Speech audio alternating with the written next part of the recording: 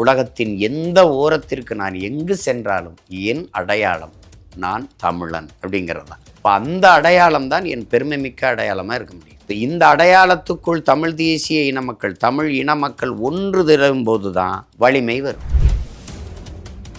இப்போ நீங்கள் சொல்வதை பார்த்தால் பிப்ரவரி 21 வந்து பார்த்தீங்கன்னா தமிழ் தேசியம் விசஸ் திராவிடம் அப்படின்ற ஒரு போர் முழக்கத்தை சீமானவர்கள் அறிவிக்க போகிறாரா அப்படின்ற ஒரு எதிர்பார்ப்பு கூடுது இல்லைங்களா? அரசியல் என்பது ரத்தம் சிந்தாத போர், போர் என்பது ரத்தம் சிந்தும் அரசியல். சிங்கத்தின் குகைக்குள் சிறு நரிக்கு இடம் கொடுத்தோம், செந்தமிழ் நாட்டின் உரிமை இழந்தோம், பொங்கும் உணர்வில் எழும் தமிழ் அரசு போர் தொடங்கிட்டு கொட்டடா முரசுன்னாரு. எனக்கும் என் தம்பிக்குமான ஒப்பீடு, பொழுதுபோக்கு தளத்தில் தனக்கான தலைவனை தேடுகிறவர்கள் எனக்கானவர்கள் அல்ல. போராட்ட களத்தில் தனக்கான தலைவனை தேடுபவர்கள் என்னோடு நிற்பார்கள், அவர் எனக்கானவர்கள். புரட்சியாளர் அண்ணல் அம்பேத்கர் சொல்றாரு, தன் மீது சுமத்தப்பட்ட சாதிய இழிவை தொடைத்தெறிய போராடாமல் இருப்பதை விட செத்து ஒழிவதே மேலானதுங்கிறார். திராவிடம் அப்படிங்கிறதுக்கு எல்லாம் பெரியாருங்கிறாங்க. நாங்கள் தமிழ் தேசியர்கள், என் இன முன்னோர்கள் எல்லாரும் பெரியாருங்கிறோம். தமிழ் தமிழ் தமிழ் தமிழ் தமிழ் தமிழ் தமிழ் தமிழ்னு வேகமாக சொல்லி கொண்டு போனீங்கன்னா அமிழ்து அமிழ்துன்னு ஒலிக்கும். அமிழ் தமிழ் தமிழ் தமிழ்னு வேகமாக சொல்லிக்கொண்டே வந்தீர்கள்ன்றா தமிழ் தமிழ் என்று ஒலிக்கும். அதனால தமிழுக்கும் அமுதென்று பேர். அந்த தமிழ் இன்ப தமிழ் எங்கள் உயிருக்கு நேருங்கிறப்ப, ஏன்னா அது உயிரா, எனக்கு உயிர். இந்த திராவிடர் இந்தியர் இருவரும் எங்கள் தலைவரை தலைவராக ஏற்க மாட்டாங்க. அது பயங்கரவாதி தீவிரவாதின்னு பேசிட்டு இருப்பாங்க. நாங்கள் எங்க தலைவரை உலக பேரினத்தின் ஒப்பற்ற தலைவன் ஏற்போம். தன் உயிரை கொடுத்தேனும் என் இனத்திற்கென்று ஒரு தனித்த விடுதலை பெற்ற தாயகத்தை பெற்றுக் கொடுக்க வேண்டும், அதற்கு விலை தலையே ஆனாலும் தர தயாராக இருந்தவன் என் இன வரலாற்றில் ஒரே ஒரு மகன் தான், அது எங்கள் தலைவன் தான். உலகெங்கும் வாழும் அனைத்து தாய் தமிழ் உறவுகளுக்கும் அன்பு வணக்கம். அனைவராலும் கைவிடப்பட்ட தமிழ் தேசிய இனத்தின் மக்கள் நாம் என்கிற மேதகு அவர்களின் மொழியை உள்வாங்கி திக்கற்று நிற்கும் மக்களுக்கு திசை காட்டும் வழிகாட்டியாக உருவாக்கப்பட்டதுதான் இந்த கலங்கரை ஊடகம். YouTube, Instagram, Twitter, Facebook, TikTok என அனைத்து வகையான தளங்களிலும் இயங்கக்கூடிய இந்த கலங்கரை ஊடகத்தை 195 நாடுகளிலும் வாழக்கூடிய தமிழ் மக்கள் கலங்கரை ஊடகத்தை சப்ஸ்கிரைப் செய்து தங்களுடைய ஆதரவை தர வேண்டும் என்று அன்புரிமையோடு கேட்டுக்கொள்கிறோம். நன்றி, வணக்கம். கலங்கரை சொந்தங்களுக்கு அன்பு வணக்கம். கலங்கரையின் சிறப்பு விருந்தினர் நிகழ்ச்சிக்கு உங்களை வரவேற்பதில் மகிழ்ச்சி. நான் உங்கள் மகாலட்சுமி நாச்சியப்பன். இன்னைக்கு இந்த காணொலியில நம்ம பாத்தீங்கன்னா ஒரு முக்கியமான சிறப்பு விருந்தினர், அதாவது உலக தமிழர்களின் ஒற்றை நம்பிக்கையாக திகழக்கூடிய ஒரு நபரை தான் நம்ம நேர்காணல் செய்ய இருக்கிறோம். குறிப்பாக பாத்தீங்க அப்படின்னா கலங்கரையினுடைய அத்துணை ஆதரவாளர்களினுடைய ஒரு மிகப்பெரிய கோரிக்கையை இந்த நிகழ்ச்சியின் மூலம் நாங்கள் நிறைவேற்றி இருக்கிறோம் அப்படின்ற ஒரு நம்பிக்கையும் பேரன்பும் எங்களுக்கு இருக்கு. வாங்க நிகழ்ச்சிக்குள்ள போகலாம். உலக தமிழர்களுக்கு அன்பு வணக்கம். இன்று நம்மோடு நேர்காணலில் இணைந்திருக்கும் சிறப்பு விருந்தினர் நாம் தமிழர் கட்சியின் தலைமை ஒருங்கிணைப்பாளர் திரு செந்தமிழன் சீமான் அவர்கள். வணக்கம் அண்ணா. வணக்கம். நலமா இருக்கீங்களா? நலமா இருக்கேன் அண்ணா. இயற்கைக்கான மாநாடு நடத்துனீங்க, சுற்றுச்சூழல் பாதுகாக்கணும் அப்படின்ற ஒரு நோக்கத்துடன். அது பாத்தீங்கன்னா நகைப்புடன் பல பேர் பேசினார்கள். இப்போது மக்களின் மாநாடு அப்படின்னு சொல்றீங்க, மாற்றத்தை விரும்பும் மக்களின் மாநாடுன்றீங்க. மாநாடு சரிங்கண்ணா, அது என்ன மக்களின் மாநாடு அப்படின்ற ஒரு தலைப்பிலேயே ஒரு கேள்வி இருக்குங்கண்ணா. இல்லை, மாற்றத்தை விரும்புகிற மக்கள். இப்போ எப்படின்னா, பெர்னாட் ஷா என்ன சொல்கிறாரு, உலகில் பெரும்பாலானவர்கள் உலகம் போகிற போக்கிலேயே தான் போக நினைக்கிறாங்க, யாராவது ஒருவர் தான் உலகத்தை தன் போக்கில் திருப்ப நினைக்கிறாரு. அப்படி தன் போக்கில் திருப்ப நினைக்கிறவன் தொடக்கத்தில் ரொம்ப விமர்சிக்கப்படுவான், எள்ளி நகையாடப்படுவான், இழிவுபடுத்தப்படுவான். ஆனாலும் பாருங்கள், இந்த உலகம் பெற்றிருக்க எல்லா மாறுதல்களுக்கும் காரணம் உலகத்தை தன் போக்கில் திருப்ப நினைக்கிறவன் தாங்கிறாப்புல. அப்படி இதுவரை இருந்த இந்த நிலத்தில் இருந்த அரசியல், ஆட்சி முறை, இதிலெல்லாம் ஒரு வெறுப்பு இருக்கிற மக்கள் ஒரு மாற்றத்தை விரும்புவாங்க, மாற்றம் வரணும்னு நினைப்பாங்க. இதெல்லாம் எப்படா மாறும்னு ஒரு ஏக்கம் இருக்கும், இதெல்லாம் யார் மாற்றுறதுன்னு இருக்கும். அந்த மாதிரி மாற்றத்தை விரும்புகிற மக்கள் இருப்பாங்க. இப்போ உங்களுக்கு புரியுதுன்னு நினைக்கிறேன். இப்போ இலவச பஸ்ஸு அப்படின்னா அது வேணாம், தரமான பஸ்ஸு கொடு, இலவச மின்சாரம் இல்லை, தடையற்ற மின்சாரம் தான், இப்படி ஒரு என்ற ஒன்று இருக்குல்ல. இப்போ நீங்கள் இலவசம்ங்கிறது வேணாம், கல்வி கொடு, கல்விக்கேற்ற வேலை கொடு, வேலைக்கேற்ற சம்பளம் கொடு, அதை வச்சு நாங்கள் பெருமையோடு வாழ்ந்துக்கிறோம், தன்மானத்தோடு வாழ்ந்துக்கிறோம்னு எண்ணுகிற ஒரு கூட்டம் இருக்கும். அந்த கூட்டத்துக்கான ஒரு மாநாடு தான் இது. உங்களுக்கு புரியுதுன்னு நினைக்கிறேன். அதனால தான் இது மாற்றத்தை விரும்பும் மக்கள், இல்லை இருக்கிறதே அது நல்லா தான் இருக்குதுன்னு நினைக்கிற மக்களுக்கு இது ஏற்புடையதல்ல. இது அவர்களுக்கான மாநாடு அல்ல. மாற்றத்தை விரும்பும் மக்கள், இந்த கட்சி விட்டால் இந்த கட்சி, இந்த கட்சி விட்டால் இந்த கட்சி, வேறு யார் இருக்கான்னு சொல்கிறது இடத்துல இல்லை ஒரு மாற்று வரணும்னு நினைக்கிற எண்ணம் கொண்ட மக்களுக்கான மாநாடு தான் இது. அதனால தான் இது மாற்றத்தை விரும்பும் மக்களின் மாநாடு. இந்த மாற்றத்தை விரும்பும் மக்கள் 36 லட்சம் பேர் உங்களுடைய பின்னாடி நிற்கிறார்கள். அவர்கள் இந்த மாநாட்டுக்காக என்ன செய்யணும் அப்படின்னு அண்ணன் சொல்ல விரும்புகிறீங்க? இல்லை, வரணும், அவ்வளோதான். வரணும். ஒரு என்னென்னா, இப்போ நீங்கள் இதுவரை தமிழர்கள் இந்த நிலத்தில் சாதிக்காக கூடியிருக்கிறாங்க, சார்ந்த மதத்துக்காக கூடியிருக்கிறாங்க. கட்சிகள், இப்போ இந்த கட்சி அந்த கட்சி இருக்குது. இப்போ இந்தியர்னு கூடியிருப்பான், திராவிடர்னு கூடியிருப்பான், வணங்குகிற சாமிக்கு கூட கூடியிருப்பான். ஆனால் முதலாக தான் பிறந்த பெருமை மிக்க தமிழன் என்கிற இனத்திற்காக கூடுவது வரலாற்றில் இதுவரை நடந்ததில்லை. இப்போதான் நடக்க போகுது. இப்போ அது ஒரு வரலாற்றில் பெரிய ஒரு பெரும் முயற்சி தான் அது. எல்லா சாதி மதமும் எங்கள் அடையாளங்கள் அல்ல, அது இடைவந்த சாதி. அதை தான் எங்கள் தாத்தா பாடுறாப்புல புரட்சி பாவலர். இடைவந்த சாதி கடவுள் வெறி சமய வெறி கண்ணல் நிகர் தமிழுக்கு நோய் நோய் நோயே இடைவந்த சாதி எனும் இடர் ஒளிந்தால் ஆள்வது நம் தாய் தாயேங்கிறவர். அந்த தாய் தமிழ் தாய் தான். அப்போ அதனால் இது இடை வந்தது. நாங்கள் எங்கள் பிள்ளைகளுக்கு என்ன கற்பிக்கிறோம்னா, எப்போது வந்தது இந்த சாதி மதங்கள் நமக்குள்ள அப்படின்னு ஒரு கேள்வி இருக்குது. அது உங்களுக்கு தெரியுது, இடை வந்தது தான். நாங்கள் இந்த மதங்கள் அப்படின்னாலும் பௌத்தம் அது ஒரு 2000 ஆண்டு வச்சுக்கிறோம், 2500 வச்சுக்கிறோம். கிறித்தவம் 2000 வச்சுக்கிறோம். இஸ்லாம் ஒரு 1800 1500 வச்சுக்கிறோம். இதெல்லாம் வர்றதுக்கு முன்னாடி, இந்த சமயங்கள் வர்றதுக்கு முன்னாடி இந்த சாதி குடிவாரி இந்த அடையாளங்கள் இருக்குல்ல. இப்போ இந்த தொழிலை செய்கிறவர் இந்த வேலையை செய்கிறவர், வேளாண்மை செய்கிறவர் வேளாண் குடிமகன், வேளாளர், இப்படி இருக்கு இல்லையா. இந்த மாதிரி இந்த குடிகள் பிரிக்கிறதுக்கு முன்னாடி நாம் யார் அப்படின்னா, நம்ம 50,000 ஆண்டுகளுக்கு முன்பிருந்தே நம்ம இதெல்லாம் 2000 ஆண்டுகளுக்கு தான் இருக்குது. ஆனால் அப்போ இருந்தே நாங்கள் தமிழர்கள். உங்களுக்கு புரியுது? இறைவன் எங்கே பிறந்தான்? எங்களில் தான் பிறந்தான். எங்கள் சிவன், எங்கள் முருகனும் எங்கள் சிவனும் எங்கள் மாயவனும் எங்களிலிருந்து தான் பிறந்தார்கள்.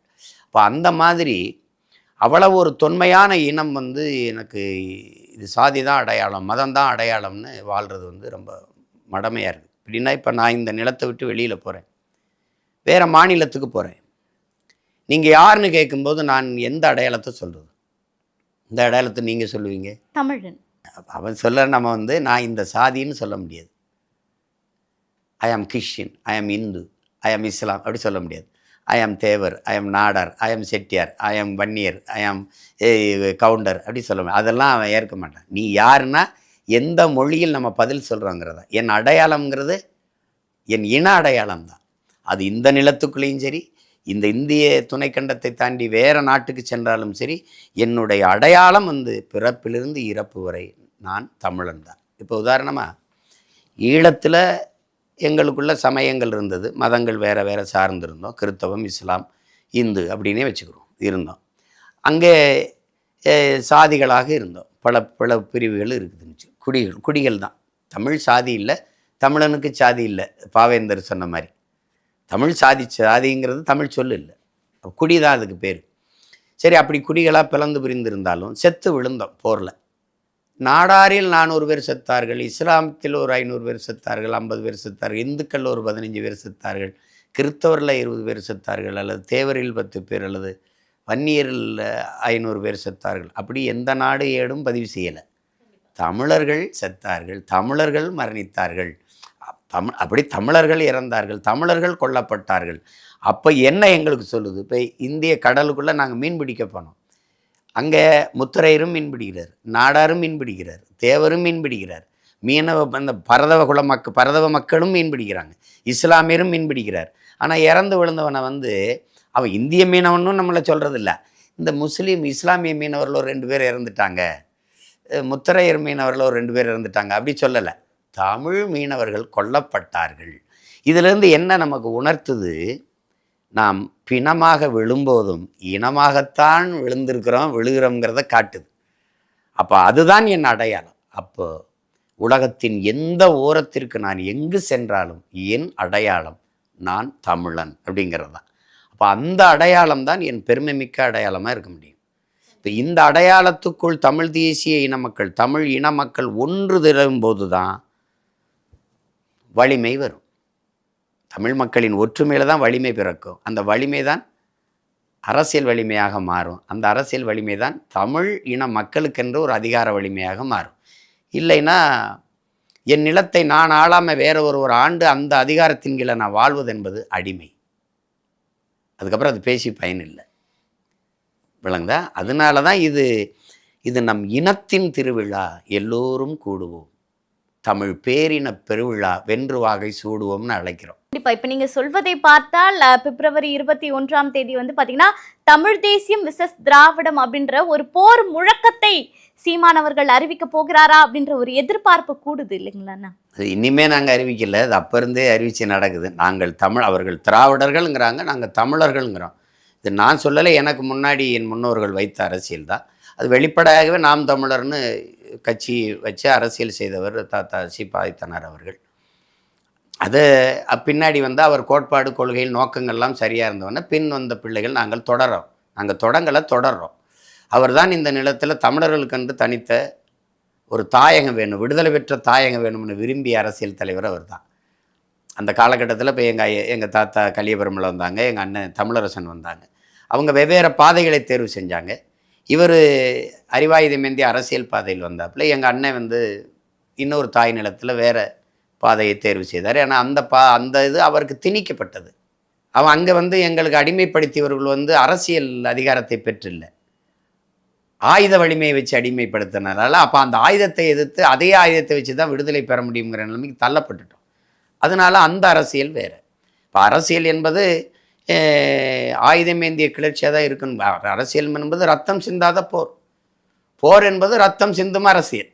எங்கள் அண்ணன் செஞ்சது ரத்தம் சிந்த அரசியல், அவர் பிள்ளைகள் நாங்கள் செய்கிறது ரத்தம் சிந்தாத போர். அது நிலம் வேற, களம் வேற, காலம் வேற, நோக்கம் ஒன்று தான், இனத்தின் விடுதலை. இப்போ அந்த அடிப்படையில் இது எங்கள் முன்னோர்கள் செய்தது, அதன் தொடர்ச்சி. அப்போவே வந்துருச்சு. எங்கள் தாத்தா வந்து சிங்கத்தின் குகைக்குள் சிறு நரிக்கு இடம் கொடுத்தோம், செந்தமிழ் நாட்டின் உரிமை இழந்தோம், பொங்கும் உணர்வில் எழும் தமிழ் அரசு போர் தொடங்கிட்டு கொட்டடா முரசுன்னாரு. அன்னைக்கே தொடங்கிருச்சு. உங்களுக்கு புரியுது நினைக்கிறேன். சிங்கம் யாரு, சிறுநரி கூட்டம் யாருன்னு உங்களுக்கு தெரியும். அதனால் அது இன்னைக்கு இல்லை, அது போர் நடந்துக்கிட்டு இருக்குது, அது தொடருது. இப்போ கண்டிப்பாக மாற்றத்தை விரும்பும் மக்களின் அரசியல் அந்த மாநாட்டில் வந்து பார்த்தீங்கன்னா சீமானவர்கள் மாற்றத்தை விரும்பும் மக்களை நோக்கி ஒரு மாநாடு நடத்துகிறார். இன்னொரு பக்கம் திரை கவர்ச்சி என்ற ஒரு புதிய ஒரு தேர்தலை நோக்கி பயணிப்பதற்காக ஒரு தலைவர் என்ட்ராயிருக்கார் இல்லைங்களா? இதன் மூலயமாக இந்த மாற்றத்தை விரும்பும் மக்களின் மாநாட்டில் உங்களுக்கு இடையூறு வராதா அப்படின்ற கேள்விகளும் இருக்கு இல்லையா? இப்போ மாற்றத்தை விரும்பும் அப்படிங்கிறதுல உங்களுக்கு இன்னும் நான் தெளிவுபடுத்தணும். இப்போ ஒருவர் வந்து குடும்ப தலைவிக்கு 1000ன்னு சொல்லுது ஒரு கட்சி, இன்னொரு கட்சி வந்து 2000ன்னு சொல்லுது. நம்ம கட்சி என்ன கேட்குது? இதில் இழக்கிற பணத்தை எங்கிருந்து எடுப்பீங்கன்னு கேட்குது. எங்கள் அம்மா 1000 கொடுங்கன்னு கேட்கல, 1000 பத்தலை, இன்னும் 2000 கொடுங்கன்னு கேட்கல. இப்போ எது கொடுக்குறீங்க? ஆனால் என்னை படிப்பிக்கிற என் பிள்ளைகளை படிப்பிக்கிற ஆசிரியர் எனக்கு உரிய ஊதியம் கொடுன்னு கேட்குறாரு. சம வேலை வாங்குகிற சம சம்பளம் கொடு, பகுதி நேர ஆசிரியர் பணி நிரந்தரம் கொடு, பணி தேர்வு செய்து அது தேர்ச்சி பெற்றவன் எனக்கு பணி வாய்ப்பு கொடு, பணி நியமனம் தான் அப்படின்னு போராடிட்டு இருக்கான். இது முக்கியமாக அரசு உயிர்காக்கும் மருத்துவர்கள் எனக்கு உரிய ஊதியந்தா, பத்தலை, எனக்கு ஊதிய உயர்வு கொடுன்னு வீதியில் நின்று போராடுறான். செவிலிய பெண்கள், சேவை செய்கிற செவிலிய பெண்கள் இருக்காங்கல்ல, செவிலி தாய்கள், அவங்க வீதியில் நிற்கிறாங்க. நர்ஸ், அவங்கள நீங்கள் கவனிக்கலை. விளைய வச்ச நெல்லை நீ கொள்முதல் செய்யாமல் வீதியில் போட்டு முளைக்கி விட்டுட்டேன்னு விவசாயி வீதியில் நின்று வேர்வை சிந்தனமே கண்ணீர் சிந்திக்கிட்டு இருக்கான். அதை நீங்கள் கவனிக்கலை. ஆனால் இதில் இப்போ இந்த 1000 கொடுக்குறீங்க, இதுக்கு 9000 கோடிக்கு மேலே போகுது. இதில் பல ஆயிரம் கோடிக்கு மேலே போகுது. மொத்தமாக இந்த மாதிரி கொடுக்கறதுலேயே ஆண்டுக்கு 12,000 கோடி போகுது. இப்போ இந்த பணத்தை எங்கேருந்து எடுப்பீங்க? இப்போ இந்த மாற்றுங்கிறது எது வருது? இது ரெண்டு, இது ஒன்று இந்த ஒரு கட்சி இது இப்படி சொல்லும், ஒரு கட்சி இப்படி சொல்லும். ஒரு கட்சி பெண்களுக்கு இலவச பஸ்ஸுங்கிறோம், ஒரு கட்சி ஆணுக்கும் பெண்ணுக்கும் இலவசங்கும். இப்போ இந்த கட்சி ஒன்று கேட்குது, நாம் தமிழர்னு ஒரு கட்சி கேட்குது, இந்த ஓட்டுநருக்கு சம்பளம் எங்கேருந்து கொடுப்பேன், இந்த நடத்துனருக்கு சம்பளம் எங்கேருந்து கொடுப்பேன், இந்த பேருந்துக்கு எரிபொருளை எந்த காசில் நிரப்புவேன், இந்த சீரமைக்கிற பணி இங்கே செய்வேன், புதிய பேருந்தில் யார் காசில் வாங்குவேன், இலவசம் நீ இலவசம்னே இந்த நாடங்களும் பேருந்தை ஓட்டினா ஏற்கனவே 1,00,000 கோடி இந்த போக்குவரத்து துறை கடன் இருக்குது. இதில் மொத்தமாகவே இதை மூழ்கடிச்சின்னு இந்த இலவசமாக ஓட்டிகிட்டே இருந்தீங்கன்னா இது எங்கே கொண்டு நிறுத்துவாயின்னு ஒரு கேள்வியை கேட்குது. உங்களுக்கு புரியுதா? நாங்கள் என்ன சொல்கிறோம், பஸ்ஸை பேருந்தாக நடத்து, நாங்கள் ஒரு நியாயமான கட்டணத்தை ஒரு அளவான கட்டணத்தை நாங்கள் கட்டுறோம். ஏன்னா இலவசம் என்றால் எதுவும் பொறுப்பற்று போகும். இப்போ தங்கச்சி நான் மின்சார இலவசம்னு உங்களுக்கு கொடுத்துட்றேன். நீங்கள் தேவையில்லைன்னா அந்த சரியாக நீங்கள் வீட்டை விட்டு போகும்போது இந்த விளக்கு அணைப்பியலாம், தேவையில்லைன்னா அந்த குளிர்விட்டி அணைப்பியலாம், தேவையில்லைன்னா உங்களுக்கு புரியுதுன்னு நினைக்கிறேன், மின்விசிறி அணைப்பியலாம். மின்சாரம் இலவசம்னா தொலைக்காட்சி ஓடிக்கிட்டு இருக்கும், மின்விசிறி போய்கிட்டு இருக்கும், உங்களுக்கு குளிர்விட்டி ஓடிக்கிட்டு இருக்கும். ஏன்னா அதை பற்றி ஏன்னா அது இலவசம். அப்போ எது ஒன்றுமே இலவசம் போது பொறுப்பற்று போயிடும். நீங்கள் காசு கொடுத்து சாப்பிடும்போது அது தேவையானதே நீங்கள் சொல்லி ஒப்பந்தம் பண்ணி வாங்கி வர வச்சு சாப்பிடுவீங்க. இலவசமாக சாப்பாடுனா நீங்கள் இலையில் எவ்வளோ மிச்சம் வைப்பீங்க, எவ்வளோ கூட்டை ஒதுக்கி வைப்பீங்க, எவ்வளோ பொரியல் வைப்பீங்க, இதை இன்னொருத்தர் சாப்பாடுறத அடுத்தவனுக்கு கிடைக்க வேண்டிய சாப்பாடை நீங்கள் வீணடித்து கீழே போட்டு போயிடுவீங்க. அப்போ இந்த இலவசம்னு நீங்கள் கொடுக்கறதை ஒரு நாடு இதை ஒரு நிர்வாகம்னு சொல்லிச்சுன்னா அதை எப்படி அறிவு சமூகம் ஏற்கும்? இப்போ கேள்வி எழுப்புறம் பற்றியெல்லாம் இதுதான் மாற்று. இப்போ நான் என்ன சொல்கிறேன், நீ 1000 கொடுக்கும்போது எங்கள் அம்மாவுக்கு ஒரு நாள் வருமானம் 30 ரூபாய் ஆகுது, நீ 2000 கொடுக்கும்போது ஒரு நாள் வருமானம் 60 ரூபாய் ஆகுது.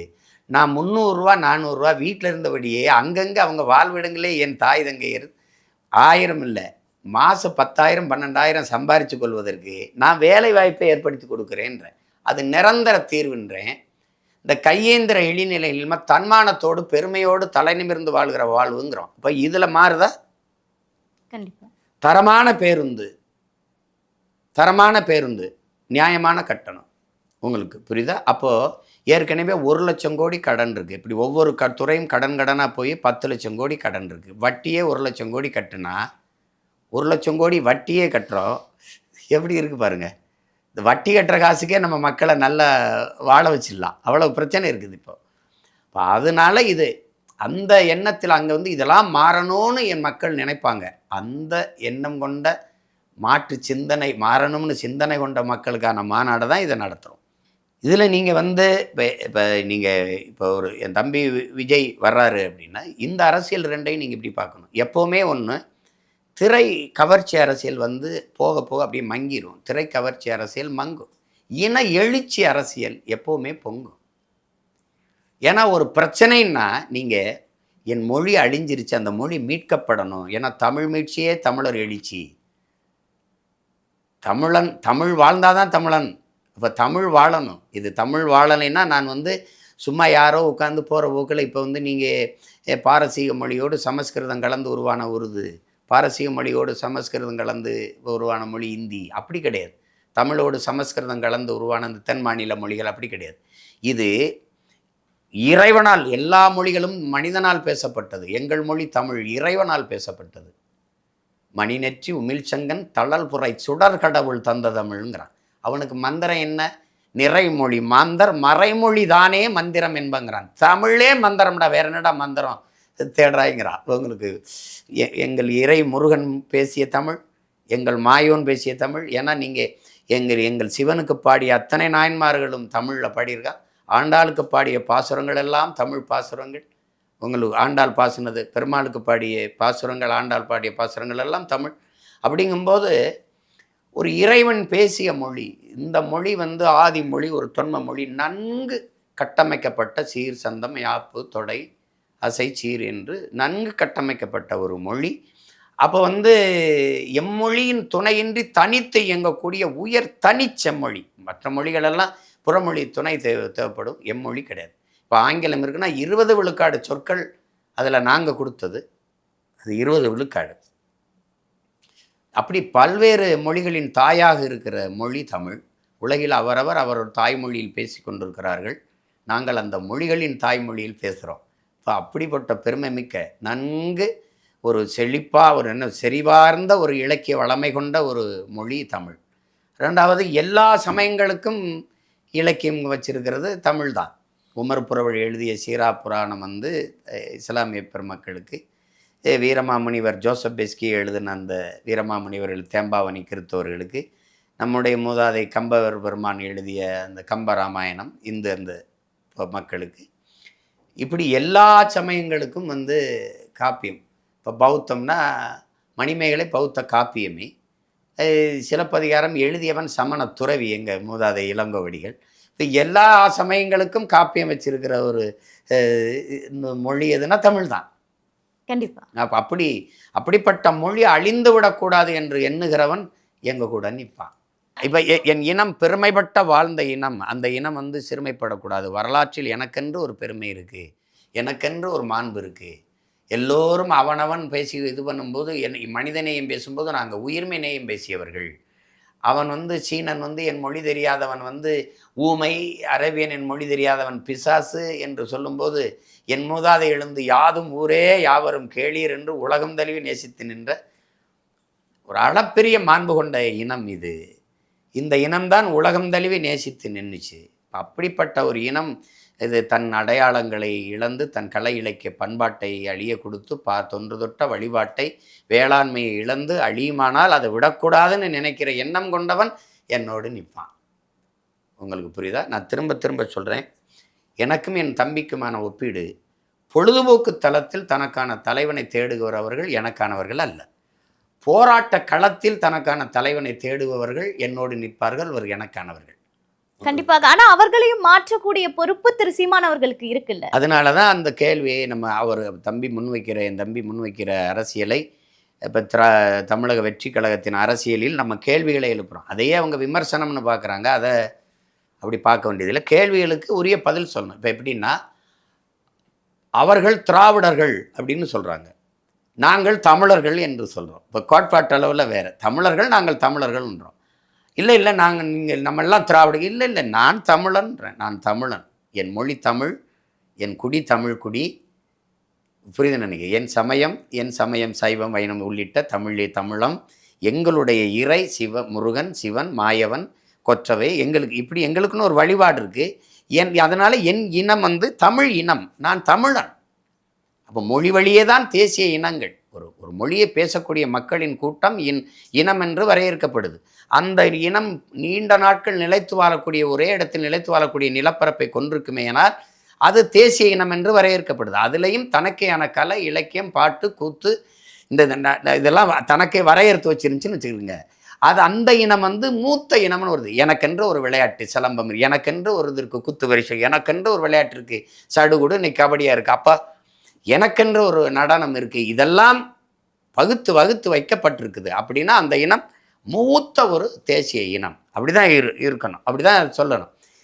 இப்போ என்னை நீ திராவிடம்ங்கிற, இப்போ எங்களுக்கு என்ன இது வருதுன்னா, நாங்கள் எந்த மாதிரி எடுத்துக்கிறோன்னா, புரட்சியாளர் அண்ணல் அம்பேத்கர் சொல்கிறாரு, தன் மீது சுமத்தப்பட்ட சாதிய இழிவை தொடைத்தெறிய போராடாமல் இருப்பதை விட செத்து ஒழிவதே மேலானதுங்கிறவங்க. அது மாதிரி நான் என்ன நினைக்கிறேன், என் மீது சுமத்தப்பட்ட இந்த திராவிடம்ங்கிற இழிவை தொடைத்தெறிய போராடாமல் இருப்பதை விட செத்து ஒழிவதே மேலான. நான் ஏன் இந்தியன் ஒரு அடையாளம், எனக்கு எதுக்கு திராவிடங்கிற அடையாளம்? நான் தமிழன். என் நேஷனாலிட்டி தமிழ், சிட்டிசன்ஷிப் இந்திய நாட்டின் குடிமக்கள். அவர் தெலுங்கர், அவர் கன்னடர், அவர் மலையாளி, அவர் பீகாரி, அவர் குஜராத்தி, அவர் ராஜஸ்தானி, அவர் மராட்டி.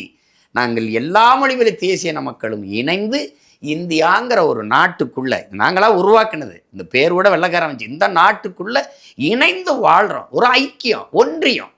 உங்களுக்கு அது யுனைடெட் ஸ்டேட் ஆஃப் அமெரிக்கா, அது யுனைடெட் கிங்டம், இது ஐரோப்பிய யூனியன், இது யுனைடெட் ஸ்டேட் ஆஃப் இந்தியா. அதை இது யூனியன்னு வச்சு விட்டான், இந்த ஸ்டேட்டுன்னு வைக்காம. புரியுதுன்னு நினைக்கிறவங்களுக்கு. அப்போ அதனால இதில் இது நாங்கள் இந்த நாட்டின் குடிமக்கள். ஆனால் என்னுடைய அடையாளம், தேசிய அடையாளம், நான் தமிழன். இது தமிழ்நாடு.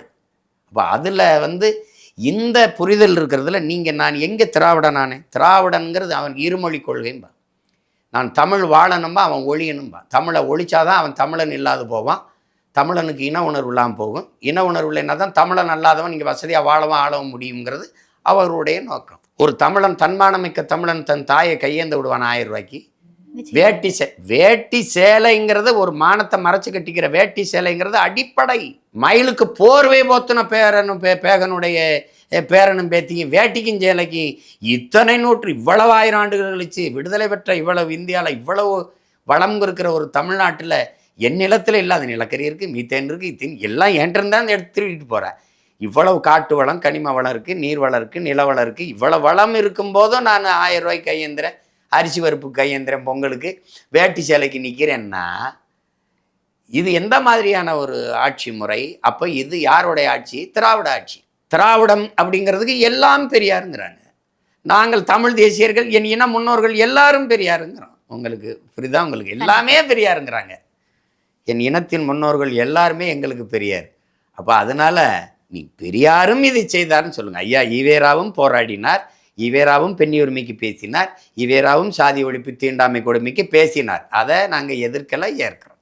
அவர் மட்டும்தான் செய்தார், அதை ஏற்கலை, எதிர்க்கிறோம். ஏன்னா எங்கள் முன்னோர்கள் அதற்கு விட அரும்பாடுபட்டிருக்காங்க. இப்போ அதனால இங்கே அவர் தமிழ் சனியன் ஒழுங்குங்கிறாரு. தமிழ் எங்கள் உயிருக்கு நேருங்கிறான்.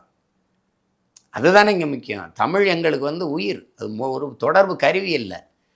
தமிழ் பேச்சு மொழி அல்ல, மூச்சு மொழி. மூச்சு மொழி. தமிழ் எனக்கு உயிர். அதுதான் எங்கள் தாத்தன் பாடுறான். தமிழுக்கு அமுதன்று பேர், அமுதுக்கும் அமுதன்று பேர், அமுதுக்கும் அமுதன்னு பேர் இருக்கான், தமிழுக்கும் அமுதன்று பேர். ஏன் தமிழ் அமுது? தமிழ் தமிழ் தமிழ் தமிழ் தமிழ் தமிழ் தமிழ் தமிழ்னு வேகமாக சொல்லி கொண்டு போனீங்கன்னா அமிழ்து அமிழ்துன்னு ஒலிக்கும். அமிழ் தமிழ் தமிழ் தமிழ்னு வேகமாக சொல்லிக்கொண்டே வந்தீர்கள்ன்றா தமிழ் தமிழ் என்று ஒலிக்கும். அதனால தமிழுக்கும் அமுதென்று பேர். அந்த தமிழ் இன்ப தமிழ் எங்கள் உயிருக்கு நேருங்கிறப்ப. ஏன்னா அது உயிரா, எனக்கு உயிர். அது படித்தா வேலை கிடைக்குமா, சோறு கிடைக்குமா? வேலையும் சோறும் அல்ல.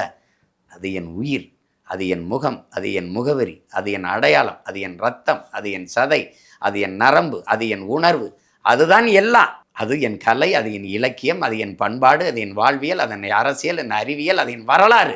இது எல்லாமே எனக்கு என் மொழி தான். அதை விட்டுட்டு அப்படி என் மொழியை சிதைக்கும். நீங்கள் இன்னைக்கு தமிழகத்தின் தமிழ் தெருவில் தமிழ் அப்படிங்கிற ஒரு முழக்கத்தை வச்சு எங்கேயாவது தமிழ் இருக்கா? மணக்க வரும் தென்றிலே குளிராயில்லை, தோப்பில் நிழலாயில்லை, தனிப்பெரிதாம் துன்பம் இது, தமிழகத்தின் தமிழ் தெருவில் தமிழ்தான் இல்லை என்று வருந்தி பாடிட்டு போனார் எங்கள் புரட்சி பாவலர் பாவேந்தர். எங்கே இருக்குது தமிழ்? ஸ்ட்ரீட் இருக்குது, தெரு இல்லை. எக்ஸ்டென்ஷன் இருக்குது, விரிவு இல்லை. செக்டர் இருக்குது, பிரிவு இல்லை. நிலச்சாலை இல்லை, அவென்யூ இருக்குது. நீங்கள் சென்னையில் போய் பாருங்கள், நம்ம இருக்குது தமிழில், கீழே சென்னைன்னு ஆங்கில எழுத்தில் எழுதியிருக்கு. அப்போ இது என்னது? தங்கிலீஷு. தமிழோட ஆங்கிலம் கலந்து, தமிழோட ஆங்கிலம் கலந்து தமிங்கிலமாக தங்கிலீஷாக பேசிட்டு இருக்கோம். ஏற்கனவே தமிழோட சமஸ்கிருதம் கலந்து 1800 ஆண்டுக்கு முன்னாடி கன்னடம்னு ஒரு மொழி பிறந்து போகுது. அப்புறம் 1600 தெலுங்கு போகுது. சாப்பிட்டீங்களா நீங்கள்? பொஞ்சஸ்திரா மீறு அப்படின்னு போயிட்டான். நாங்கள் வணக்கம்னா அவன் நமஸ்காரம்ட்டான். உங்களுக்கு புரியுதுன்னு நினைக்கிறேன். இப்போ அதுக்கு பின்னாடி, ரொம்ப பின்னாடி 15ஆம் நூற்றாண்டில் தான் மலையாளம் பிறக்குது. அப்புறம் துளு வருது. 15ஆம் நூற்றாண்டுக்கு முன்னாடி மலையாளம்ங்கிற மொழி எது? சேர சோழ பாண்டியெல்லாம் மூத்த பாட்டன் யார்? சேரன். சேரப்பாட்டன் நிலப்பரப்பு எது? சேரப்பாட்டன் மக்கள் யார்? இன்றைக்கி மலையாளியாக நிற்கிறான். உங்களுக்கு புரியுது? தமிழோடு சமஸ்கிருதம் கலந்து. நாங்கள் சாதம்ங்கிறோம் சமஸ்கிருத சொல்லு, இல்லைன்னா இங்கிலீஷில் ரைஸும்பான், அவன் சோறுங்கிறான். இது புரியுதா? நாங்கள் மகளேங்கிறான், அவன் மோளைங்கிறான். நாங்கள் மகனேங்கிறான், அவன் மோனைங்கிறான். நாங்கள் அப்பாங்கிறான், அவன் அச்சாங்கிறான். நாங்கள் வாட்டர் ஃபால்ஸை நீர்வீழ்ச்சி, வாட்டர் ஃபால்ஸுங்கிற ஆங்கில சொல்ல அப்படி மொழிபெயர்த்து நீர்வீழ்ச்சிங்கிறோம். அவன் தூய தமிழ் சொல்ல அருவி தான், இன்னும் அருவின்னு தான் பயன்படுத்துவான். கதையிடாம்பான். கதைன்னா பேசு, உங்களுக்கு கதை. உங்களுக்கு பறையடான்னா உங்களுக்கு பறையடான்னா சொல்லு. இப்போ நாங்கள் பறையினார்னு சொல்கிறதில்ல, ஸ்பீக் இப்படி தானே பேசிகிட்டு இருக்கோம். இப்போ இந்த மாதிரி ஒரு சரிபாதி இல்லை. ஒரு 90 விழுக்காடு ஆங்கிலம் கலந்து. இப்போ உதாரணமாக இப்போ உங்களுக்கு பேசி காட்டுறேன் பாருங்கள். இதில் எது தமிழ் எது ஆங்கிலம்னு கண்டுபிடிங்க. இப்போ நீங்கள் பேசும்போது திஸ் ஃபிலிமில் சாங்ஸும் ஃபைட்ஸும் டான்ஸும் ஃபேண்டாஸ்டிக்காக வந்திருக்கு. இதில் எவ்வளோ தமிழ் இருக்குது? ஏண்டா மச்சான் ஃபீல் பண்ணுற? ஓவராக டென்ஷன் ஆகி கேட்டாதெல்லாம் எல்லாம் கரெக்டாகிரும்டா. இது எப்படி இருக்குது? தமிழ் மாதிரி தான் பேசிட்டுருக்காங்க. என்ன மச்சான் டிஃபன் சாப்பிட்டியா, ஒரு டீ சாப்பிடுவோமா, இந்த டீ டிஃபனு ரன்னிங் ஓடுவோமா, அதாவது ஒன்று டோர் கதவை மூடு, அது இப்படி தானே இருக்குது. இது ஒரு இயக்கி எடுங்கிறதுல ரிமோட்டு, அந்த சுவிட்சை போடு, டிவியை போடு, எல்லாத்தையும் போட்டு தமிழை தூக்கி குப்பையில் போடு, இப்படி ஆயிடுச்சு. இப்போ என்னன்னா இங்கே நீங்கள் பேசும்போது பாருங்கள், ஸோ ஆக்சுவலி பட் இப்படி தான் பேசுவாங்க.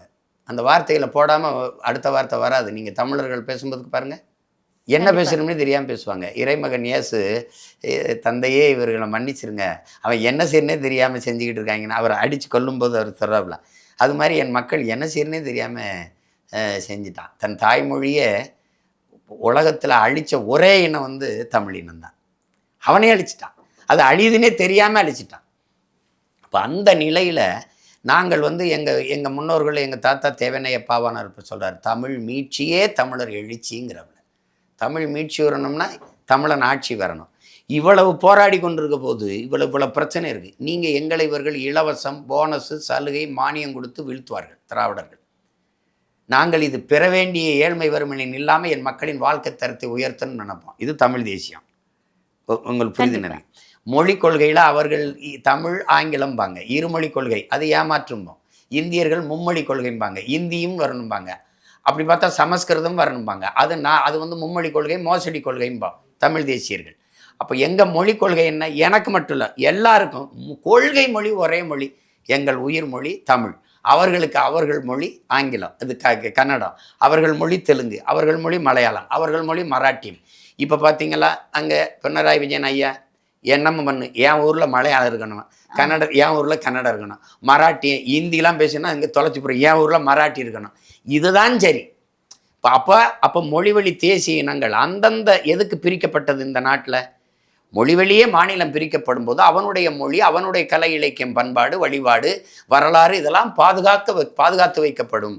அதுக்காக தான் அவனுக்கே அதிகாரம். அதே இல்லைன்னா அப்புறம் எப்படி? ஆனால் இதையெல்லாம் திட்டமிட்டு சிதைப்பது எது? இந்த திராவிடம். உங்களுக்கு புரியுதுன்னு. அப்போ நாங்கள் உண்மையிலே உயிரை கொடுத்து இந்தியை எதிர்ப்போம், அது எதுக்குற மாதிரி நடிக்கும். இப்போ இந்த இடத்துல தான் நாங்கள் திராவிட அரசியலோட மாறுபடுறோம். அது ஊழல் லஞ்சத்தில் ஊறி திளைக்கும். நாங்கள் உண்மை நேர்மையான நிர்வாகத்தை நிறுவ துடிப்போம். இப்போ புரியுதா? அதுக்கு ஈழம்ங்கிறது ஒரு சொல், அது தொலைதூர தீவு, எங்களுக்கு எங்கள் இனத்தின் தாயக விடுதலை. இப்போ உங்களுக்கு புரியுதா? இந்த திராவிடர் இந்தியர் இருவரும் வந்து எங்கள் தலைவராக இருக்க மாட்டாங்க. அது பயங்கரவாதி, தீவிரவாதின்னு பேசிட்டு இருப்பாங்க. நாங்கள் எங்கள் தலைவரை உலக பேரினத்தின் ஒப்பற்ற தலைவன் ஏற்போம். உங்களுக்கு புரியுது? ஏன்னா தன் உயிரை கொடுத்தேனும் என் இனத்திற்கென்று ஒரு தனித்த விடுதலை பெற்ற தாயகத்தை பெற்றுக் கொடுக்க வேண்டும், அதற்கு விலை தலையே ஆனாலும் தர தயாராக இருந்தவன் என் இன வரலாற்றில் ஒரே ஒரு மகன் தான், அது எங்கள் தலைவன் தான். அதை ஏற்க மாட்டார்கள். இப்போ தெரியுத தமிழ் தேசியத்துக்கும் திராவிடத்துக்கும் இந்த வேறுபாடு. இப்போ இதில் இந்த திராவிடமும் தமிழ் தேசியம் ஒன்று என்றால், இப்போ நாங்கள் மாவீரர் தினம் போற்றுவோம். ஏன்னா என் இன விடுதலைக்காக இன்னுயிரை இந்த ஈக மறவர்கள், வீர மறவர்கள் போற்றுவோம். இந்த திராவிடம் இந்தியம் போற்றுமா? போற்றாது. திராவிடம் போற்றுமா? போற்றாது. நாங்கள் எங்கள் தலைவரின் பிறந்த நாளை பேரெழுச்சியாக கொண்டாடுவோம், இன எழுச்சி நாளாக கொண்டாடுவோம். அப்படி திராவிடம் போற்றுமா? போற்றாது. ஆனால் தமிழ் ஒழிக, தமிழ் சனியன், தமிழர்கள் காட்டுமிரான்னு சொன்னால் ஐயா ஈவேராவை போற்றும். தமிழ் என் உயிர் என்று உயிர் நீத்த என் மறவர்களை, அந்த மொழி செத்துறக்கூடாது, என் இனம் செத்துறக்கூடாதுன்னு செத்த மறவர்களை போற்றாது. இப்போ ரெண்டுக்கு வேறுபாடு தெரியுதா? இதில் என் தம்பி வந்து, இது வந்து கொஞ்சம் உதாரணம், இது நிறைய நேரம் பேசி கொண்டு போகலாம், நீண்ட பெரிய ஒரு இது. இப்போ இதில் இந்த இடத்துல இது ரெண்டும் ஒன்றுன்னு சொல்கிறாப்புல, திராவிடமும் தமிழ் தேசியம் ஒன்று தான். இப்போ அதை நான் வந்து ஒரு கொஞ்ச நேரம் ஒரு 15-20 நிமிஷத்தில் இது ரெண்டும் எவ்வளவு வேறுபடுதுன்னு சொல்கிறேன். அப்படி என் தம்பியோ அல்லது அவருடைய அரசியல் இருக்கிற ஆட்களோ அல்லது அடுத்த கட்ட தலைவர்களோ திராவிடமும் தமிழ் தேசியம் ஒன்று தான் என்பதற்கு சான்றுகளோடு நிறுவிட்டா அந்த தத்துவ நிலைப்பாட்டை நம்ம ஏற்கலாம். அப்போ முரண்படுது பார்த்தீங்களா? அப்போ இதனால் இது எப்படி திராவிடமும் தமிழ் தேசியம் ஒன்றுன்னு கேட்கும்போது நீங்கள் கோவப்படக்கூடாது, விமர்சனமாக பார்க்கக்கூடாது. எங்களை விமர்சிக்கிறார், விளக்கம்தான் சொல்லணும். புரியுதா? இன்னொன்று, மாற்றத்தை விரும்பும் அரசியலை மக்கள் தேர்வு செய்கிறார்கள், திரு சீமானவர்களை அரியணையில் அமர வைக்கிறார்கள் என்றால், ஏற்கனவே உங்களுக்கு 9 லட்சம் கோடி என்ற ஒரு சுமையை திராவிட கட்சிகள் உங்கள் தலை மீது இறக்கி வைத்து விட்டு போகுது இல்லைங்களா? இந்த மாற்றத்தை நீங்கள் அமல்படுத்துவதற்கு இது ஒரு தடையாக இருக்குமே, இதை எப்படி சரி கட்ட போகிறார் சீமான் என்ற கேள்வியும் இருக்கு. இல்லை, 10 லட்சம் கோடி தொற்றுச்சு. ஆட்சி முற்று பெறும்போது 10 லட்சம் கோடியை தொடும். இப்போ எங்களுக்கு வந்து 10 லட்சம் கோடி கடனை பற்றி கவலைப்படாத கட்சிகள் திராவிட கட்சிகள். மக்களின் மீது கண்ணுக்கு தெரியாது இந்த 10 லட்சம் கோடி யார் மீது சுமையாக ஏறும்? மக்கள் மீது. தம்பி அண்ணாமலை கூட கேட்குறாப்புல, நீங்கள் பொங்கலுக்கு ஒரு குடும்ப அட்டைக்கு 3000 ரூபா கொடுக்குறீங்க, ஆனால் 2 லட்சம் ரூபாய் அந்த அட்டை மேலே கடன் இருக்குது. நல்லா விளங்குறீங்களா? அது அவர் சொல்கிறது அது உண்மைதான், அதை நீங்கள் ஏற்கணும். அப்போ 2 லட்சம் ரூபாய் நீங்களும் ஒரு கடங்காரி, நான் ஒரு கடங்காரன், அவர் ஒரு கடங்காரன், இவர் ஒரு கடங்காரன். என்ன எரியாமல் நீ பாட்டு கடனை வாங்கி நான் கேட்கலையே, கடன் வாங்கி எனக்கு 1000 ரூபா தானே, அதை நானே கடன் வாங்கிக்கிற மாட்டேன். கண்டிப்பா. உங்களுக்கு புரியுதா? நீ என்ன பண்ணுற, வாங்கி எப்படி இந்த இனிப்பு பசப்பு வார்த்தைகள் இருக்குது பார்த்தீங்களா? உனக்கு மாவு அரைக்கிற எந்திரம் தாரேன், மசாலா அரைக்கிற எந்திரம் தாரேன், உனக்கு மடிக்கணினி தாரேன், மிதிவண்டி தாரேன். இதெல்லாம் வந்து ஒரு குடும்பத்து தலைவன் தலைவி வந்து அவங்களே நிறைவேற்றி கொள்ளக்கூடிய வேட்டி சேலை வாங்கிக்கிறது. இதெல்லாம் வந்து அவர் ஒரு அடிப்படை தேவை. அதை நிறைவேற்றி கொள்கிற வசதி வாய்ப்பை கொடுக்கணும், வருவாய் பெருக்கத்தை கொடுக்கணும். அது ஆட்சி. அந்த நிறைவேற்றி கொள்ள முடியாத ஏழ்மை வறுமை நிலையிலே வைத்தே இருப்பது ஆட்சி இல்லது. அது கொடுமை. அது வந்து அது ஒழிக்கப்பட வேண்டிய கொடுமை. அது இப்போ அந்த மாதிரி ஆட்சி முறையை இது செய்யுது. இப்போ நம்ம எழுப்புகிற கேள்வி, நான் திரும்ப இந்த இடத்துல எழுப்புகிற கேள்வி, இந்த 10 லட்சம் கோடி கடனை பெற்று நிறைவேற்றிய ஒரு சிறந்த ஒரு நலத்திட்டம், முழுமை பெற்ற நலத்திட்டம். இப்போ இப்படி கேள்வி வைப்போம், 10 லட்சம் கோடி ஆகச்சிறந்த கல்வியை என் மக்களுக்கு ஏழை பணக்காரன் உயர்ந்தவன் தாழ்ந்தவன் என்று பாகுபாடு இல்லாமல் கொடுத்துட்டோம். அது சிற்றூரில் இருக்கிறது, நகர்ப்புறத்தில் இருக்கிறதுன்னு இல்லாமல் கிராமப்புற மாணவர்களுக்கும் நகர்ப்புறம் ஒரே மாதிரி கல்வி, ஒரே மாதிரி அருமையான கட்டட வசதி, கழிப்பறை, விளையாட்டு திடல், நீச்சல் குளம், அப்படி அருமையாக கொண்டு வந்துட்டோம். அப்படி உலகத்தரத்துக்கு எப்படி தென்கொரியா போல், ஜப்பான் போல், ஹாங்காங் போல், சிங்கப்பூர் போல், ஹாங்காங் போல், ஃபின்லாந்து போல், இதான் உலகத்திலேயும் முதல் 5 இடத்துல இருக்குது. அது மாதிரி கொண்டு வந்துட்டேன் அப்படின்னா சரி பரவாயில்லப்பா, கடனை பெற்று படிக்க வச்சுட்டா. ஆனால் பிச்சை புயனும் கற்கன் என்றாங்கிற அவை சரி அப்போ வந்து கொடுத்துட்டாங்கன்னு இருக்கு. இல்லை, நாட்டின் முதல் குடிமகனுக்கு கிடைக்கிற மருத்துவம் கடைகோடி மகனுக்கும் கிடைக்க செய்கிறது தான் சரியான ஜனநாயகம், மக்களாட்சி. அப்படி ஏதாவது இருக்கா? இல்லை. இந்த நாட்டில் அதிகாரத்தில் இருக்கிறவர்கள் செல்வந்தர்கள் உடல்நிலை சரியில்லைன்னா அப்பலோ, எம்ஜி ராமச்சந்திரா, காவிரி, இதெல்லாம் இவங்க படுத்ததுனால புகழ் பெற்றுச்சு, இந்த மருத்துவமனைக்கு போயிடுறாங்க. ஆனால் அப்போ அரசு மருத்துவமனைன்னு இருக்குது, அப்போ அது வந்து பல ஆயிரம் கோடி அதுக்குன்னு ஒதுக்குது. அதிலேயே இவர்கள் படுத்து மருத்துவம் செய்து கொள்வதில்லை, ஏன்னா தரம் இல்லை. அப்போ தரமில்லாத மருத்துவம் யாருக்கு போகுது? மக்களுக்கு. அப்போ இது எங்கே மக்களுக்கான ஆட்சி இருக்குது? மக்களின் நலன் சார்ந்த ஆட்சி இருக்குது. அப்போ நீங்கள் நல்லா கவனிச்சுக்கணும். அப்போ தரமான மருத்துவத்தை ஏழைக்கொன்று பணக்காரனுக்கொன்று இல்லாது சரியாக சமமாக இந்த அரசு கொடுத்துருச்சுன்னா இந்த கடனில் ஒரு நியாயம் இருக்குது. நல்ல சாலை, பயணிக்க சரியான சாலை, நல்ல போக்குவரத்து, இப்படி போய்கிட்டு இருக்கும்போது சர்க்கரம் கலண்டு ஓடின பத்திரிகையில் செய்தி, அந்த மாதிரி இல்லாமல், புரியுதா உங்களுக்கு? ஒரு இது பண்ணோம், சீட்டு பெல்ட் போட்டு வண்டி ஓட்டணும், பேருந்து ஓட்டணும்னு. சீட் இல்லை அவருக்கு, ஒரு முக்காலியை போட்டு உட்காந்துக்கிட்டு ஒரு ஓட்டுநர் ஓட்டிகிட்டு போகிறாப்புல. அப்போ ஒரு தம்பி கீழே போடுறான், முதல்ல அவருக்கு சீட்டை கொடு, அப்புறம் சொல்லு பெல்ட்டை போட சொல்லி அப்படின்னு போட்டிருக்கான். நீங்கள் பார்த்துருக்கீங்க, பல பேருந்துகளில் முன்பக்க கண்ணாடி இருக்காது, பின்பக்க கதவு இருக்காது, இப்படி இருக்காது. பள்ளிக்கூடத்துக்கு போயிட்டு இருக்கும்போது அதில் இருந்த ஓட்டையில் ஒரு மாணவி கீழே விழுந்து சக்கரை ஏற்றி இறந்ததெல்லாம் இருக்குது. அந்த செய்தி நீங்கள் மறந்துருப்பியே, அது ரொம்ப கொடுமையான செய்திகள்லாம் இருக்குது. இப்போ மேலே பேருந்து ஓடிக்கிட்டு இருக்கு, மழை பெய்யுது. மழை பெய்யும்போது பேருந்துக்குள்ளே நிற்கிற நம்ம அம்மா அக்காலாம் கொடையை பிடிச்சிக்கிட்டு நின்னது இருக்குது. அந்த காட்சியெல்லாம் நான் தொகுத்து வேணால் போடுவேன் பாருங்கள், இப்போ போடுவேன், வச்சுருக்கேன் அதை. அப்போ அந்த மாதிரி இருக்கும்போது ஒரு நல்ல போக்குவரத்து, பேருந்து இல்லை, சாலை இல்லை, இதையெல்லாம் நிறைவேற்றி கொடுத்துருச்சு இந்த 10 லட்சம் கோடியில், அது இல்லை. சரி, அடுத்ததாக எந்த இயக்கமும் மின்சாரம் இல்லாமல் இல்லை. அப்போ அந்த மின் உற்பத்திக்கு முழுக்க ஈடுபாடு எடுத்து அதில் தடையற்ற மின்சாரத்தை தன் நாட்டு குடிகளுக்கு கொடுத்துருச்சு. ஒரு நிமிடம் கூட மின்சாரம் துண்டிக்கப்படாமல் மின்சாரத்தை கொடுத்துருச்சு அப்படின்னா நீங்கள் பரவாயில்ல. அமெரிக்காவில் ஆல்வா எடிசன் பிறந்த நாள் அன்னைக்கு ஒரு 2 நிமிடம் மின்சாரத்தை துண்டிச்சிடறாங்க. அப்படியே அமெரிக்காவே இருளில் மூழ்கிடுது. இப்போ திடீர்னு 2 நிமிடங்கிறது மின்சாரம் வந்துடுது, மொத்த நாடும் வந்து வெளிச்சத்தில் மூழ்குது. அப்படியே வெளிச்சத்துக்கு வந்துடுது. வெளிச்சத்தில் பழிச்சிடும்போது அங்கே ஒரு தொலைக்காட்சியெல்லாம் சுழல் எடுத்து ஓடுது. இப்படி இருளில் மூழ்கி கிடந்த உலகிற்கு மின்சாரத்தை கண்டுபிடித்து தந்த தாமஸ் ஆல்வா எடிசனின் பிறந்த நாள், அவர் நன்றியோடு நினைவு கூறுவோம் அப்படின்னு ஒரு சுழல் எழுத்து போகுது. அப்போ நான் என்ன சொன்னேன், நீங்கள்லாம் நன்றி கெட்டவர்கள். 2 நிமிடம் தான் தாமஸ் ஆல்வா எடிசனுக்கு வந்து நீங்கள் நன்றி செலுத்துறீங்க. நாங்கள் 24 மணி நேரத்தில் 20 மணி நேரம் நாங்கள் நன்றி செலுத்துகிறோம். புரியுதா எங்களுக்கு? 2 மணி நேரம் தான் நீங்கள் நம்புறீங்க. நம்பலாம் நம்புங்க. அம்மையார் ஜெயலலிதா ஆட்சியில் எங்கள் ஊருக்கெல்லாம் மின்சாரம் 2 மணி நேரம் தான் சிற்றூர்களுக்கு. இதில் இலவச மின்சாரம்னு நீங்கள் வேளாண்மைக்கு கொடுத்தீங்க. நல்லா கவனிச்சுக்கிறீங்க. எங்கள் அப்பா மோட்டர் கோட்டையில் படுத்துருக்கிறாருன்னு வச்சுக்கிறீங்க. இப்போ மின்சாரம் வந்துடுச்சு, 2 மணி நேரம் தான் போட்டு கடன்னு ஓடி போய் அது வயலில் போய் கொஞ்சம் தூரம் ஓடினோன்னே நின்றும், 2 மணி நேரம் நின்றும். அப்புறம் அடுத்த நாள் தான் 2 மணி நேரம் வரும்.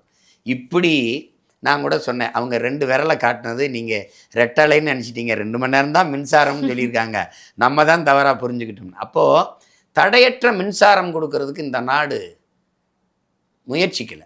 அதில் இந்த சுமை பாருங்கள், ஒரு பக்கம் இலவச மின்சாரம்ங்குது, ஒரு பக்கம் சகிக்க முடியாத மின் கட்டணத்தை, தாங்க முடியாத மின் கட்டணத்தை உயர்த்துறாங்க. அப்போ இந்த மாதிரி தடையற்ற மின்சாரத்தை உற்பத்தி செய்து தன் நாட்டு குடிகளுக்கு அது பகிர்ந்து அளிக்குது அப்படின்னா அது அந்த கடன் சுமையை இப்போ 1.5 லட்சம் கோடிக்கு மேலே போயிடுச்சு மின்துறையில். அதை நம்ம ஏற்கலாம். இப்படி எதையுமே நிறைவேற்றாமல் 10 லட்சம் கோடி என்ன வந்தது? இதில் எந்த அடிப்படை இருக்குல்ல, கல்வி, மருத்துவம் அல்லது உயிர் தேவையாக இருக்க குடிநீர் விநியோகம், அதையாவது அரசு தூய குடிநீரை மக்களுக்கு கொடுத்துருக்கா பார்த்துருக்கீங்களா? இல்லை. அப்போ என்ன கொடுத்துருக்கு? இல்லை படித்தவர்களுக்கெல்லாம் வேலை வாய்ப்பை பெருக்கி எதுவுமே கிடையாது. எல்லாருமே ஊதிய உயர்வு கேட்டு நிற்கிறான். தூய்மை பள்ளி பணியாளர் நிற்கிறான், செவிலிய பெண்கள் நிற்கிறாங்க.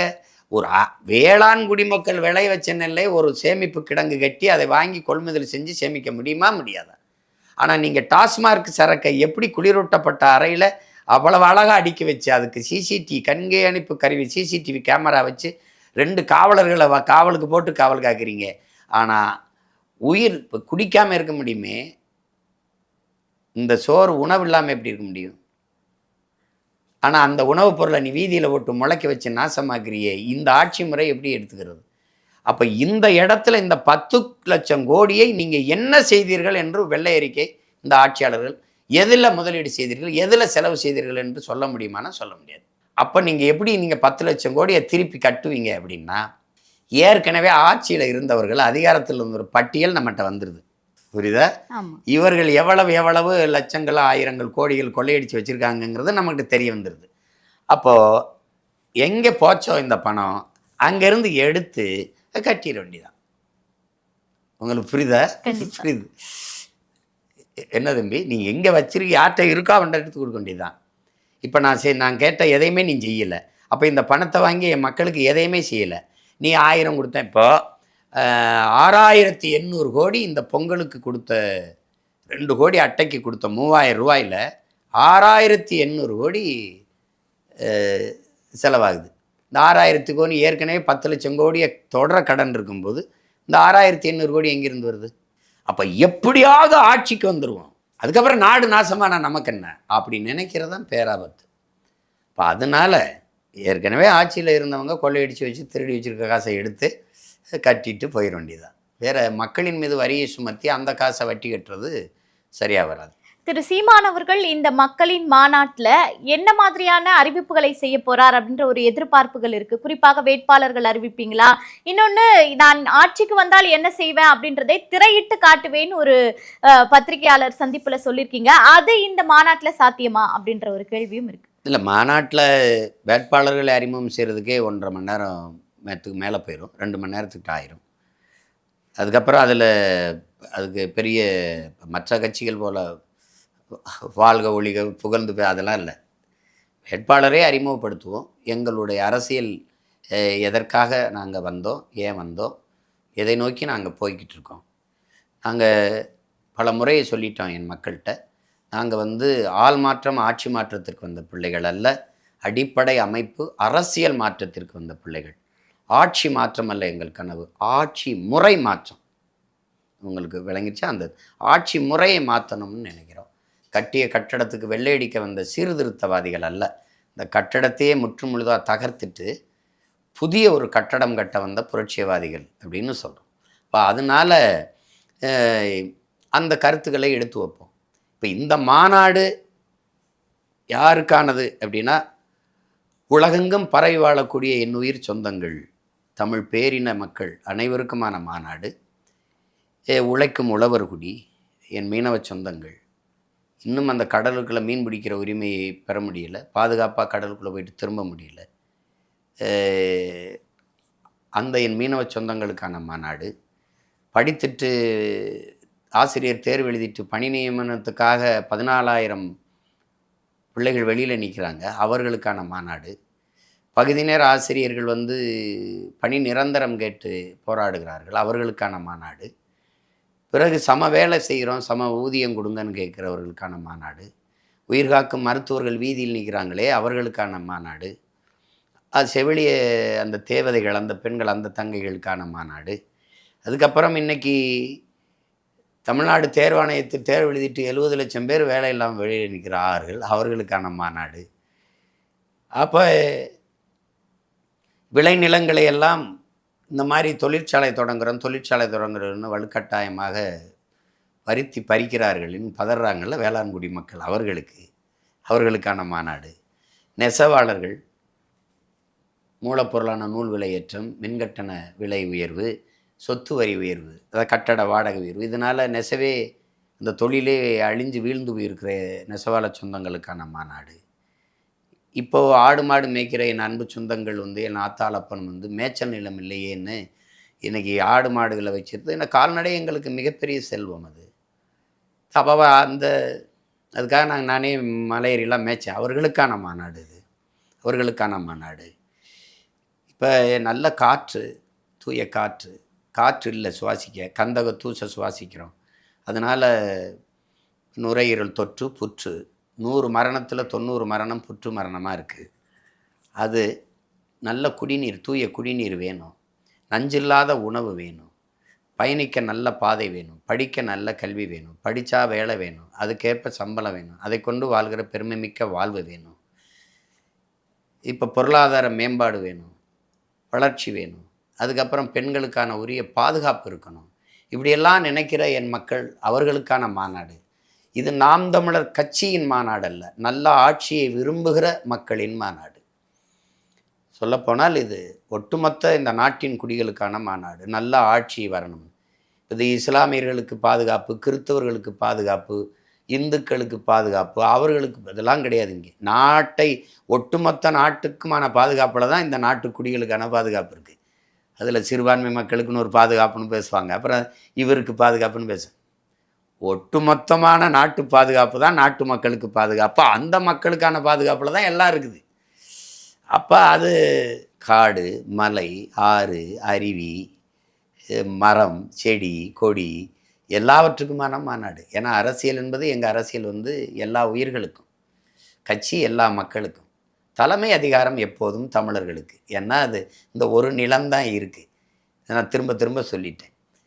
நல்லாண்மை என்பது ஒருவருக்கு தான் பிறந்த இல்லாண்மையாக்கி கொள்ளல் என்று வள்ளுவ பெருமகனார் எங்கள் மறையில் சொல்கிறாங்க. அதில் வீட்டையும் நாட்டையும் நீயே ஆள்ற மாதிரி பார்த்துக்காதான் நல்ல ஆண்மகனுக்கு அழகுங்கிறார். அதை தான் நாங்கள் செய்ய துடிக்கிறோம். இப்போ எங்கள் ஆட்சியில் இப்போ நாங்கள் என்ன கேட்போம், திராவிட கட்சிகள் மாறி மாறி ஆண்டுருச்சு. என் அன்பு சொந்தங்கள்கிட்ட கேட்போம், இந்த திமுகவும் அதிமுகவும் வெவ்வேறு கட்சியான்னு கேட்போம். 2 பேருக்கு ஏதாவது கொள்கையில் மாறுபாடு இருக்கா? இது வெறும் திமுகன்னு இருக்குது, அனைத்து இந்திய அண்ணா அப்படின்னு இருக்கு. அது 2 கொஞ்சம் பேர் பெருசாக இருக்குது. இங்கே கருப்பு சிவப்பு கொடியில் அங்கே அண்ணா இருப்பாங்க கூடுதல். இதை தவிர வேறு என்ன மாறுதல் இருக்குது? 2ம் ஒரே கட்சி தான். அதில் உங்களுக்கு சந்தேகம் இருந்தால், இப்போ இன்றைக்கி திமுக அமைச்சரவையில் இருக்கிற அமைச்சர்களில் எண்ணிட்டு வாங்க.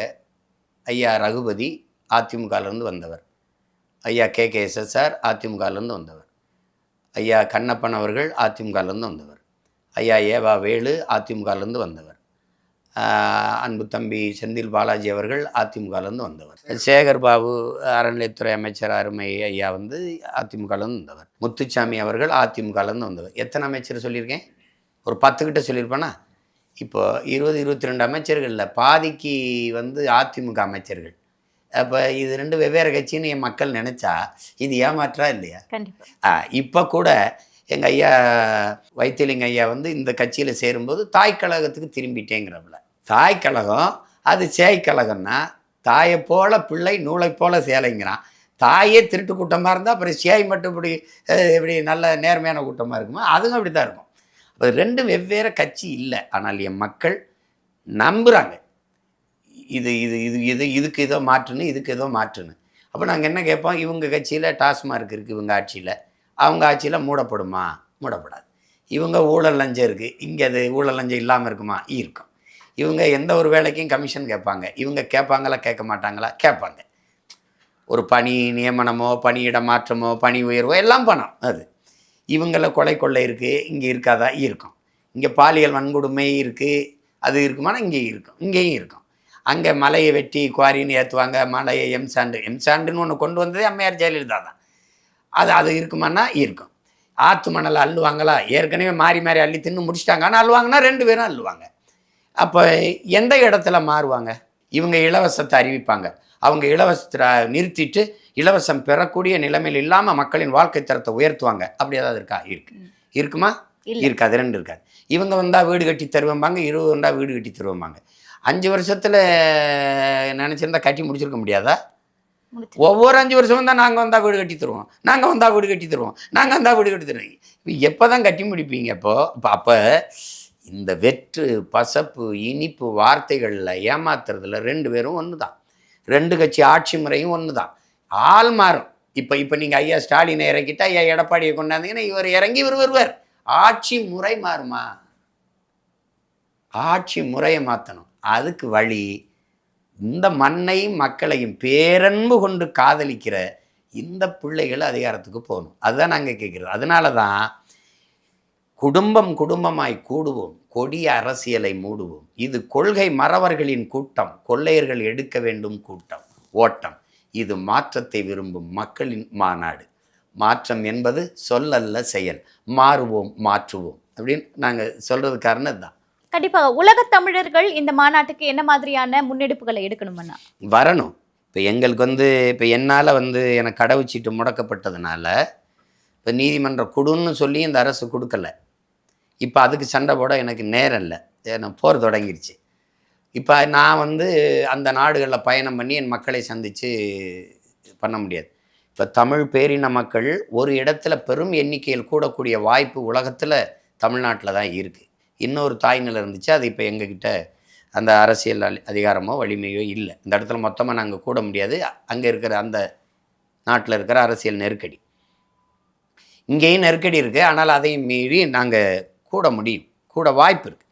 அப்படி கூடணும்னா உலகம் முழுக்க இருக்கிற வாய்ப்பு இருக்கிற தமிழ் சொந்தங்கள், என் இன உறவுகள், என் உடன் பிறந்தார்கள், அந்த பேரன்பு மிக்க எனது பெற்றோர்கள் பயணித்து வரணும். அதை முன்னாடியே அறிவித்தோம். February 21 நிறைய பேர் வருவாங்க. நிறைய பேருக்கு உடனடியாக உள்நுழைவு அனுமதி கிடைக்க கஷ்டம். அதனால் அங்கேருந்து நீங்கள் வாழ்த்துங்க, வர முடிஞ்சவங்க வாங்க, பங்கேற்றுங்க மாநாட்டில்.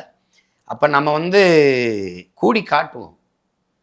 நாங்கள் வீழ்ந்துட்டோன்னு நினைக்கிறீங்கல்ல, இல்லை, நாங்கள் விழ விழ எழுவோம். 1 விழ 100 இல்லை, 1000 எழுவோம், லட்சக்கணக்காக எழுவோம், கோடி கோடியாக கூடுவோம். ஆனால் எங்கள் இலக்கு ஒன்று தான், எங்கள் இனத்தின் விடுதலை. வெட்டி வீழ்த்தப்பட்ட ஒரு மரத்தின் வேரிலிருந்து மொத்தமாக துளித்து தலைக்கும் மரம் போல் நாங்கள் விழுந்த இடத்துலையே எழுந்து நிற்போம். அதனால தான் அங்கே இறக்கப்பட்ட கொடியை இங்கே ஏற்றணும். உலகம் பூரா பறக்கும் இப்போ புலிக்கொடி. அது மாதிரி அப்போ அந்த லட்சிய உறுதியோடு நாங்கள் பயணிக்கிறோம். அதில் என் இன உறவுகள் இணைந்து வலு சேர்க்கணுங்கிறதுக்காக தான் உலகத் தமிழ் மக்கள் எல்லாரையும் பேரன்பு கொண்டு நாங்கள் இந்த மாநாட்டுக்கு அழைக்கிறோம். அதே மாதிரி இங்கேயும் கட்சி கடந்து எந்த கட்சியிலையும் நீங்கள் இருக்கலாம். இப்போ கர்நாடகாலாம் ஒரு பொது சிக்கல், ஒரு பிரச்சனை அப்படின்னா, இப்போ உதாரணமாக அணுக்கழிவை கோலார் தங்கவேலில் புதைக்கலான்னு ஒரு கருத்து தான் வைக்கப்பட்டது, புதைக்கலை. அந்த மாநிலத்தில் இருக்கிற மதச்சார்பற்ற ஜனதா தளம், பாரதிய ஜனதா, காங்கிரஸ், இந்த மாதிரி கட்சிகள் எல்லாம் தங்கள் கொடியை விட்டுட்டு கர்நாடக மாநில கொடி, அவர்கள் தேசிய கொடி, அவர்கள் மாநில தேசிய கொடியை எடுத்துக்கிட்டு மொத்தமாக மக்களை திரட்டி வீதியில் போராடி அந்த எண்ணத்தை அப்படி கைவிட்டுருச்சு அரசு. ஏன்னா ஒருங்கிணைந்து அப்போ ஒரு நாட்டுக்கு இனத்திற்கு பிரச்சனைன்னா ஒன்றா நிற்கிறேன். அது மாதிரி இங்கே ஒன்றா நிற்கணும். நீங்கள் எந்த கட்சியிலே இருங்க, ஆனால் இந்த மாநாட்டில் ஒன்று கூடி தமிழர்கள் நாங்கள் எங்கள் இனத்திற்கு ஒன்றென்றால் ஒன்றிணைந்து நிற்போம்னு காட்டுங்க. ஒரு தாய் வகுத்தில் பிறந்த நாம் ஒரே வீட்டில் இருப்போம். அப்புறம் பெரியவங்கள் ஆனதுக்கப்புறம் வசதிக்காக திருமணம் முடித்து வெவ்வேறு வீடுகளை தனித்தனியாக போய் குடியேறுவோம். அது தவிர்க்க முடியாத ஒன்று. ஆனால் நம்ம அண்ணன் பொண்ணுக்கு திருமணம், நம்ம தாத்தா பாட்டிக்கு தாத்தாவின் மரணம், இல்லை அப்படின்னா நம்ம வீட்டில் ஒரு தங்கச்சிக்கு திருமணம் என்றால் எல்லாரும் ஒன்றா கூடுவோம். கண்டிப்பா. அது மாதிரி இங்கே துக்கமோ அங்கே மகிழ்ச்சியோ எல்லா இடத்துலையும் கூடுறோம். அப்படி இந்த இனத்துக்கு ஒன்றுனா இப்போ இனம் வீழ்த்தப்பட்டுருச்சு. ஏன்னா எதுவுமே இல்லை. அதை பேசணும், அதுக்கு தான் மாநாட்டில் பேசுவேன் நான். இப்போ அந்த நிலையில் இருக்கும்போது நம்மளுடைய ஓர்மை தான் இங்கே ஓங்கி வளர்ந்த மூங்கில் மரம் ஒன்றை ஒன்று பிடிச்சிருக்கு, ஒற்றுமையாக குறுத்து விட்டு கிளகிளையாக வெடிச்சிருக்கு, ஒட்டாமல் ஒதுங்கி நின்னா உயர முடியுமா, எதிலும் ஒற்றுமை குலைஞ்சதுன்னா வளர முடியுமான்னு நம்ம தாத்தா பட்டுக்கோட்டை பாடினது நமக்கு தான். அந்த ஒற்றுமையாக நின்னா தான் நம்ம வளர முடியும், உயர முடியும். அப்போ அதுக்கு கூடணும். அதுக்காக தான் இந்த மாநாடு. கண்டிப்பாக. திரு சீமான் அவர்கள் உங்களுடைய திருவாயாலேயே ஒரு அறிவிப்பை வெளியிட்டீங்க அப்படின்னா நல்லா இருக்கும். பேரன்பு கொண்டு நாங்கள் நேசிக்கிற என் இன சொந்தங்கள், எங்களின் உயிரோடும் உணர்வோடும் கலந்து வாழ்கிற என் உயிர் சொந்தங்கள், இது ஒரு கட்சியின் மாநாடு என்று கருதாமல் ஒரு பெரும் கனவை சுமந்து நிற்கிற பிள்ளைகள் நடத்தும் மாநாடு. இது நம் இனத்தின் திருவிழா. நாம் எல்லோரும் கூட வேண்டும். ஏன்னால் இப்போ ஒரு கோயில் திருவிழாவிற்கு நாம் எப்படி கூடுவோமோ அப்படி இது நம் இனத்தின் திருவிழா. இங்கே நம்ம எல்லோரும் கூடி காட்டணும். நான் என்றால் நான் இல்லை, என்னுடைய தாய், என்னுடைய தந்தை, என்னுடைய அப்பா, என்னுடைய பாட்டி, என்னுடைய தாத்தா, என்னுடைய தங்கை, என்னுடைய தங்கையின் கணவர், என் குடும்பமே, எனக்கு என்னுடைய மனைவினா என் மனைவியுடைய அம்மா, மனைவியுடைய அப்பா, என் தாத்தா, அவங்களுடைய தாத்தா பாட்டி, அவருடைய சொந்தங்கள் எல்லாம். அப்படின்னு நான் என்றால் என் பரம்பரையே வரணும். அப்படி வந்து கூடி காட்டணும். என் இனத்துக்கு ஒன்றானால் நாங்கள் அவ்வளவு கிளர்ந்து சினந்து எழுவோம் என்றது காட்டணும். அதுக்கான இது மாநாடு. இதையே உங்கள் அன்பு பிள்ளை உங்களுக்கு அன்போடு அழைக்கிற இதையே அழைப்பாய் எடுத்து எல்லோரும் வாருங்கள். நாம் தமிழர் கட்சி பிள்ளைகள் தான் இது கூடணும். அந்த கட்சியின் மாநாடுங்கிறத விடுங்க. நல்ல ஆட்சியை விரும்புகிற மக்களின் மாநாடு, அதை கவனத்தில் கொண்டு. ஏன்னா நீங்கள் நாம் தமிழர் என்றாலே அது ஒரு ஏதோ இனவெறியர்கள் போல் நீங்கள் பார்க்குறீங்க.